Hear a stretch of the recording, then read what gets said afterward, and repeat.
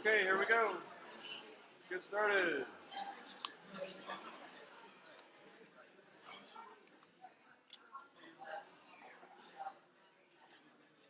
Here we go, ready to start.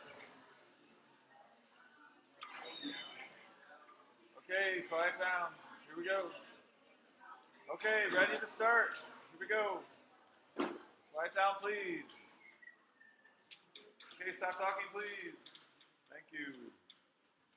All right, so we're in the reverse process, which is you know how much of something you have at every moment, or quantity, and you want to know how fast that quantity is changing at every moment.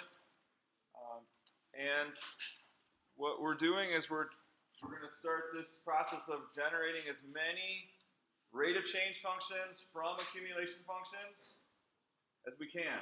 And we can get those in closed form.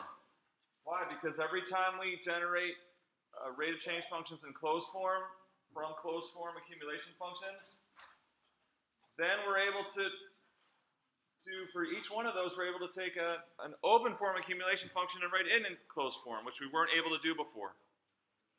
So, what do we know so far? We know lecture last time.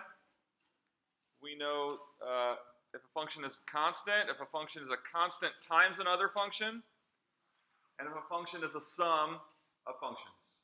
Okay, if a function is a constant, its rate of change is. And if a function, so here's the tricky thing. If it's a constant times another function, it's not zero. What is it?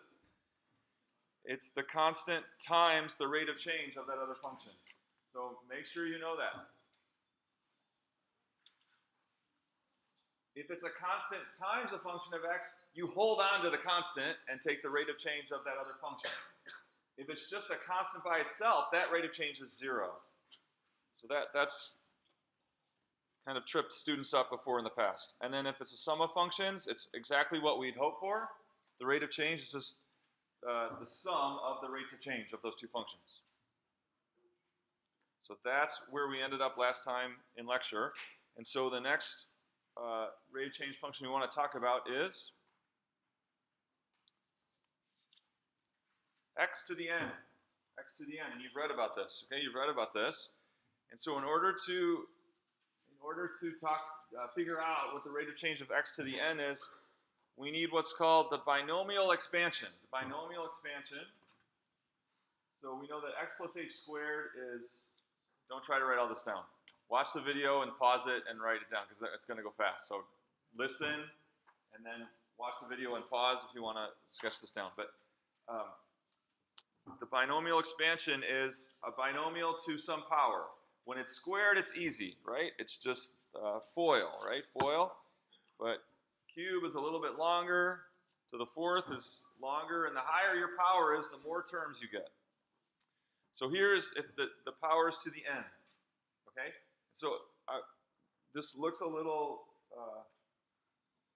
complicated, but what I want you to notice is, the most important thing to notice is here, we start with x to the n. Right? That's easy. And then what happens to the x every time we move term by term?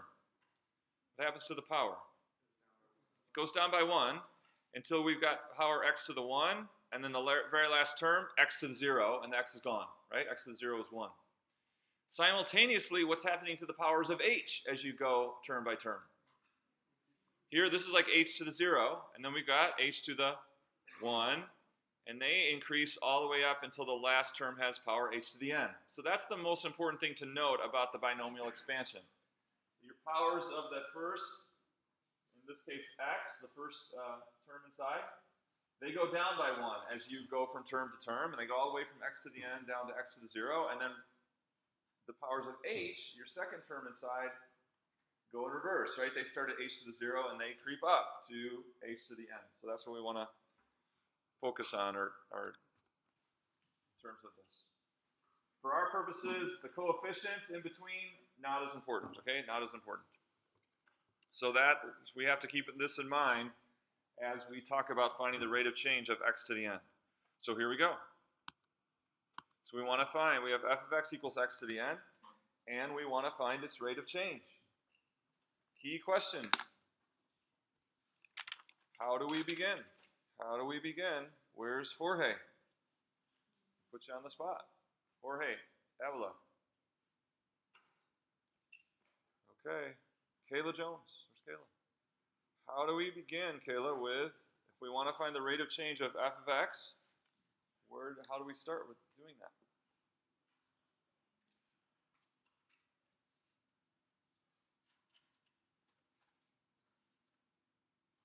Okay, how do we find any rate of change to start with? Where's Catherine Fox? Catherine, what should I do first? Okay, which is what? Okay.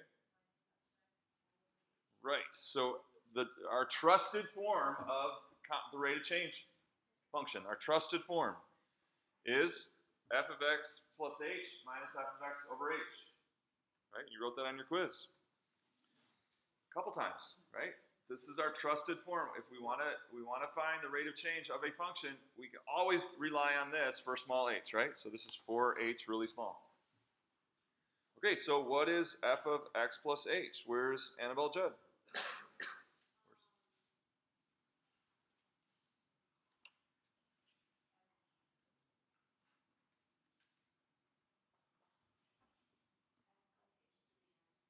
X plus h to the n. What do we think? What's the rule of f say? It says take the independent variable value and raise it to the nth power. What's our independent value now? X plus h. So we take that independent value, x plus h, and we raise it to the n. Was she right? Yep. Okay. And f of x we know is x to the n, so now we just fill in the blanks here. So f of x plus h is x plus h to the n. F of x is simply x to the n over h. So this is the rate of change for our particular function, x to the n. All right, so here's why we need the binomial expansion, because we're going to expand that x plus h to the n, just like we did on the previous slide. Okay, it's just that.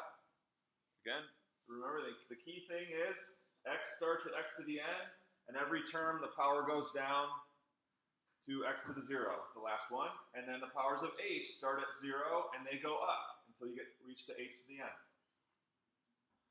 All right, first, but we're taking that whole thing minus x to the n. What do you notice first? You got a plus and a minus x to the n, so bye-bye, right? Bye-bye. X to the n minus x to the n is 0. Okay, and then we have this left. And what do we notice about all those terms? They all have a, because now that we get rid of the x to the n, all the rest of the terms have at least an h to the first. So we can factor that out. We factor out 1h, and that will simplify with the h in the denominator. And now we're left with this.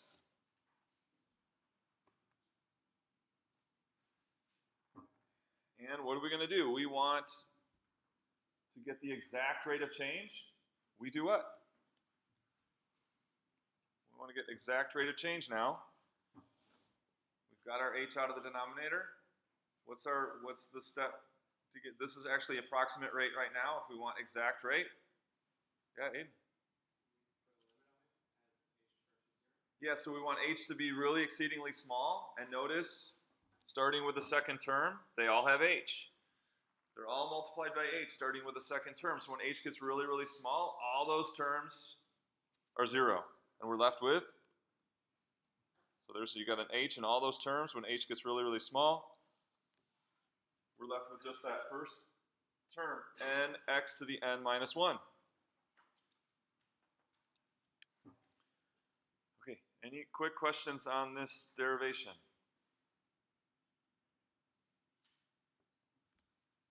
So the algebra is important, but maybe the most important thing for our purposes is knowing that if you ever want to find a rate of change function, you start with the trusted form, what we trust. We know that this change in y over change in x will give us that rate of change for any function. And then we can apply that for the particular function that we have. Okay, questions? So our conclusion is, when we have a function x to the n, its exact rate of change function is nx to the n minus 1.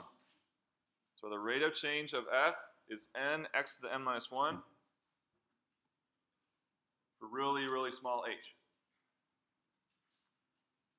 This is the power rule, right? This is the power rule because it's x to the n. So depending on what power you have, you get your rate of change function, n x to the n minus 1. So quick practice, everyone do these. Just real quick, easy practice, applying the rule, right? So now that we've derived the rule, we don't have to do the long way at every one. We can just apply the rule.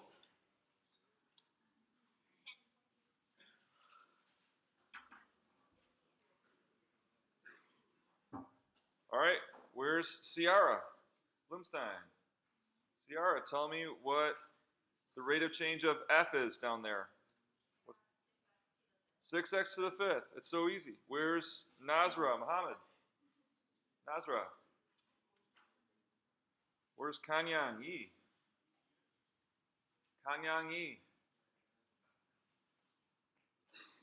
Joshua Robertson. Okay, we're going to find you. Karan Shah. Karan, what is rate of change of D? He said 29x to the 28th. So easy. Where's Joshua Koda? Tell me, what's the rate of change of M?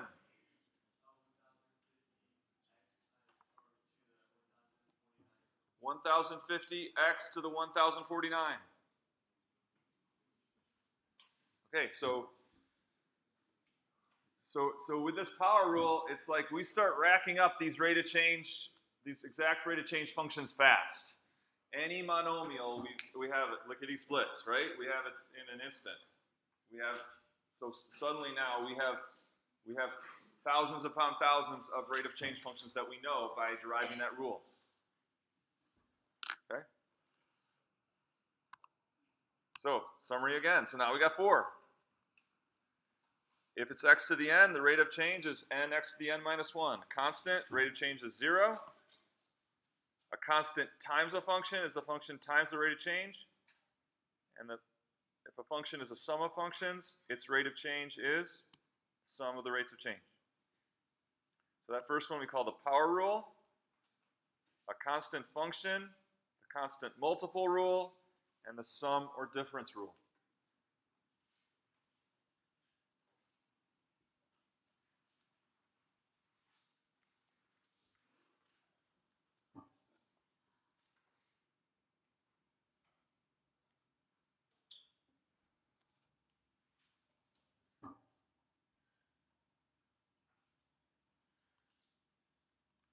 Okay, so here's a polynomial function, z. It involves all 4 of the rules above. And this is what we're going to do. So we're going to always begin. So in the next couple weeks, we're going to be doing harder and more complicated rate of change functions, okay? They're going to get harder and more complicated. So we always want to start by asking, what's the overall structure? Which one of those rules above are functions over there on the left? Which one of those structures matches z? Is it something to a power? Is that what z is? Is it a constant? Is it a constant times a function? Or is it a sum or difference of functions? So which one of those 4 governs the overall structure of this capital Z function? Where is Emmy Paul? No? Okay. Where's Hadam Al-Hatli? Which one of those? Is it power rule, constant function, constant multiple, or sum or difference? What do you think?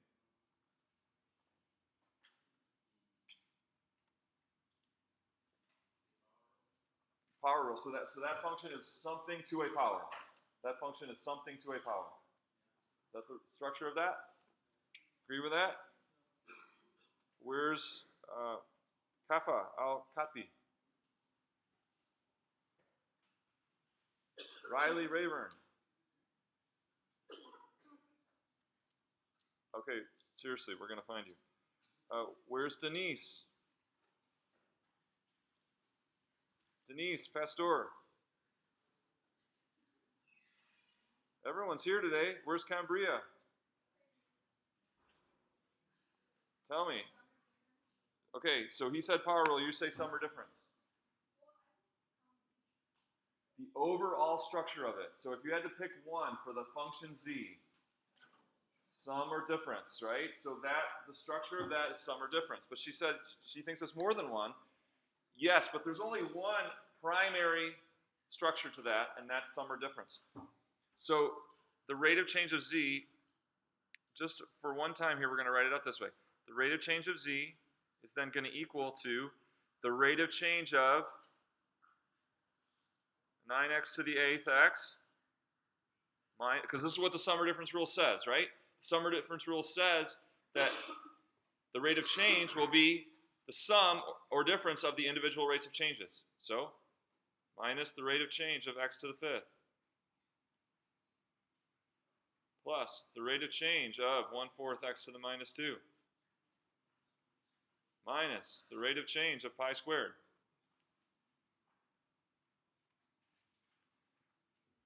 So that's applying the sum or difference rule. We can do the individual rates of changes and then add them up or subtract them. Okay, so now we look at this first one, the rate of change of 9x to the 8th, and we ask, what's the structure of that? Is it something to a power? Is it a constant? Is it a constant multiple, or is it a sum or difference? 9x to the 8th. So let's number these. 1, 2, 3, 4, 4. 9x to the 8th. Does it fit the structure of 1, 2, 3, or 4?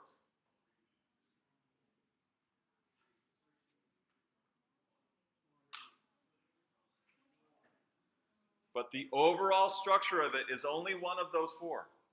Is it number 1 or number 3? It's number 3. It's a constant times a function. It's not all something raised to a power. That's the power rule. The power rule is x raised to a power. This is a constant times some function. So this is rule number 3, which tells us to take 9 times the rate of change of x to the 8th, which we know is. So I just applied 2 rules at once. Is it okay? It better be, because that's easy. Okay? So the overall structure of 9x to the 8th, you got to see it as rule number 3. And we apply rule number 3 by holding on to the constant and multiplying it by the rate of change of the function. And now I'm applying the power rule, 8x to the 7th. That's a really bad 7. Okay? X to the 5th, rule 1, 2, 3, or 4. That's rule 1, minus 5x to the 4th. Okay? This one, rule 1, 2, 3, or 4. That's rule 3. So we hold on to the constant, 1/4, times the rate of change of x to the minus 2. Negative 2, x to the. Now, you don't move closer to 0. You always literally subtract 1. So it's going to be minus 2 minus 1 is minus 3. Okay? Last one, pi squared, rule 1, 2, 3, or 4. Lots of people are saying 2. Good for you. This is not the power rule. Thousands of calculus students have written that the rate of change of pi squared is 2 pi to the 1. This is not a function of x. This is just a number. So the rate of change of pi squared is 0. Pi squared is just a constant. It's not power rule, because the power rule is your independent variable to the n. Not pi squared is just a number. So watch out for that. And then we could simplify this, right? This will be 72x to the 7th, and what? Negative 1/2 x to the minus 3. So my approach, for many of you who have seen this before, so my approach was overkill. But the point is, you have to see the structure of things correctly. Because when they get complicated and hard, that's going to be a key thing for you to be able to see structure and apply the right rule for rate of change based on structure. Okay? So that's why this is good practice of that. Any questions?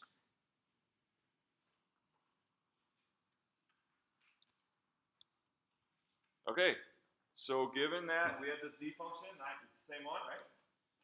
We just found that the rate of change is 72x to the 7th minus 5x to the 4th minus a half x to the minus 3. Is that consistent with what we did?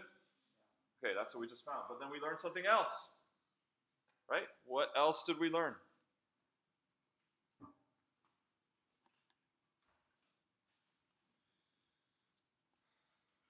Is Nicole? Guys are here.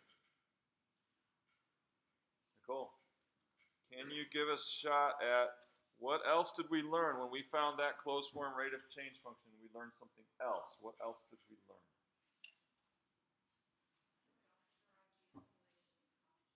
Okay, something to do with an accumulation function. Kyle.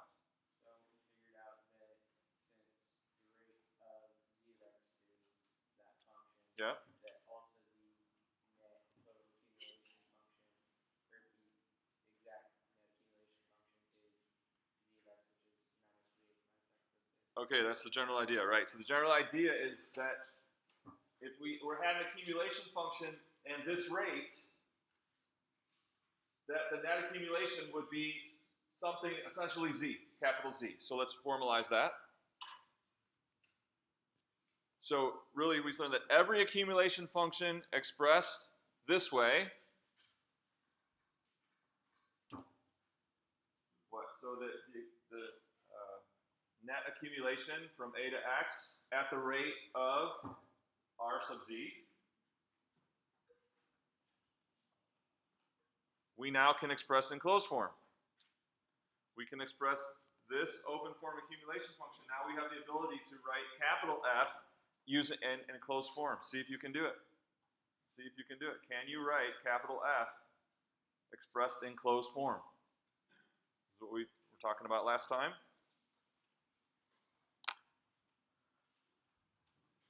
Right? And this was using the fundamental theorem of calculus. See if you can do it.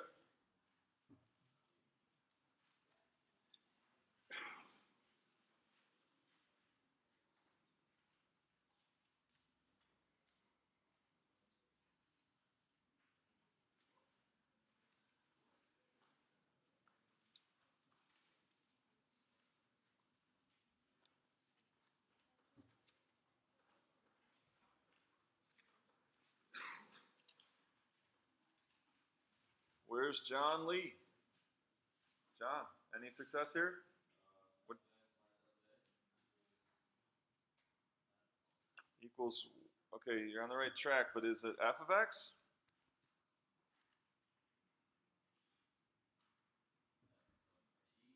No. It's not f.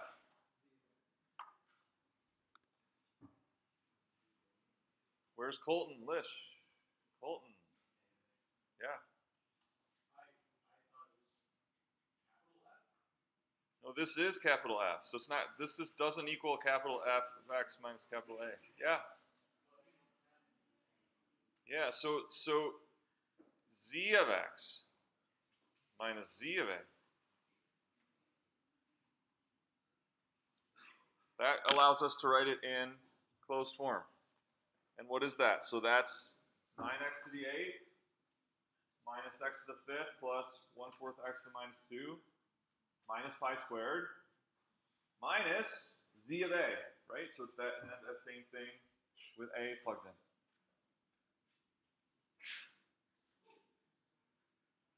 Okay, review Wednesday's lecture. Go through that. So we worked through that slowly.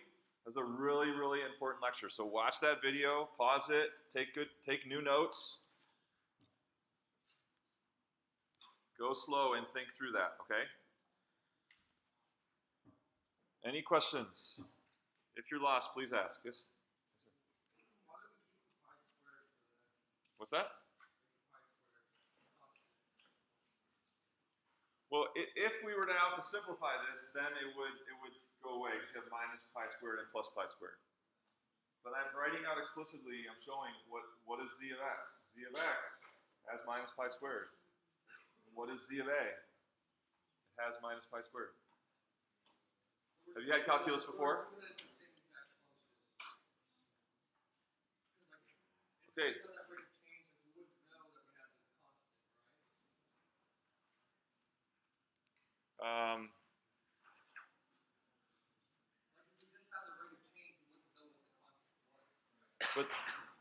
But yeah, so we know what z of x is, right? We know what z of x is, and that's what we're using the fact that we knew z of x to start with to write this in closed form. So we're using z of x. We're using capital Z. And capital Z necessarily has minus pi squared. Does that help? Other questions? Okay.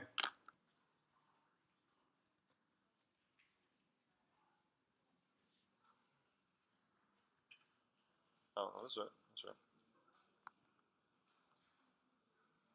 Okay.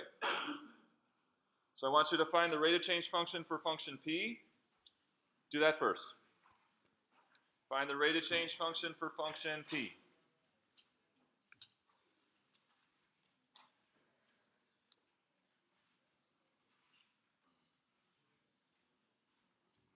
Just curious, how many people before this semester have never done anything like this before? What I'm asking you right now. Just want to get okay. Good. There's lots of you.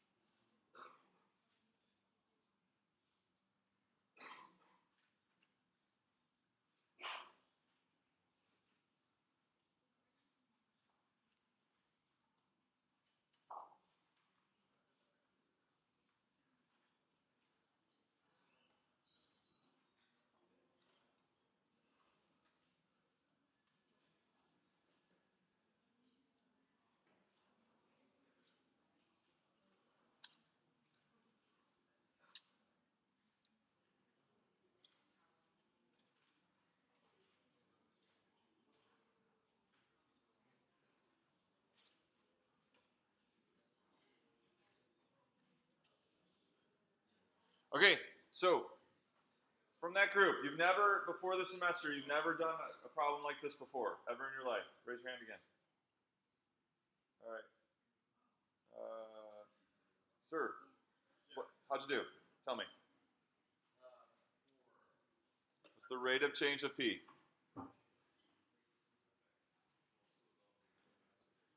Still working on it. Okay. Somebody else who's never done this before this semester. Jacob. Would it be r of p of x equals x plus h to the 11 minus 5x plus h to the 4 plus 10? Yeah, but that's going to be horribly ugly, right? So they're applying the rules that we're learning, right? We're going to apply the rules that we've learned. Yeah. Would be 11x to the 10 minus 5 times 4x to the 3 plus 10 times 3x to the 2 plus 0. He said 11x to the 10th minus 5 times 4x to the 3 plus 10 times 3x to the 2.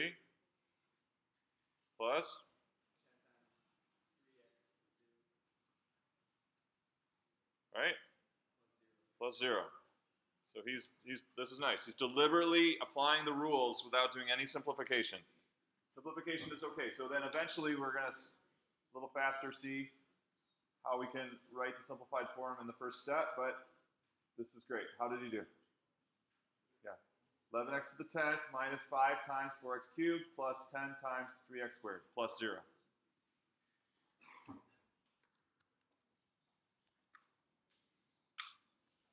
Which simplifies to? I'm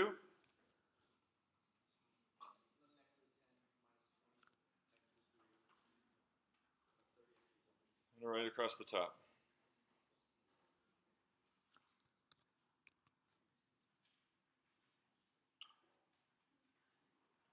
(11x to the 10th minus 20x cubed plus 30x squared. Okay, so now for each of the following, functions expressed in open form. We're going to describe the meaning of the function in words. You can practice with the person next to you, talking this out. And then write the function with a closed form representation. Okay? So start by practicing. What is the meaning of the function in words?